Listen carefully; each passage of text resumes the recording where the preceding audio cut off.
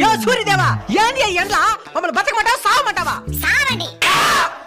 ఏమియా నీకు మా మీద ఇంత పగ? నాకు ఎవరి మీద పగ ఉండదు నాయనా, నా ధర్మం నేను నిర్వర్తిస్తున్నాను. ఏది నీ ధర్మమో? మమ్మల్ని చంపేసేదా? మరి మీరు చెట్లను చంపేసినప్పుడు ఈ ధర్మం ఎక్కడికి పోయింది నాయనా?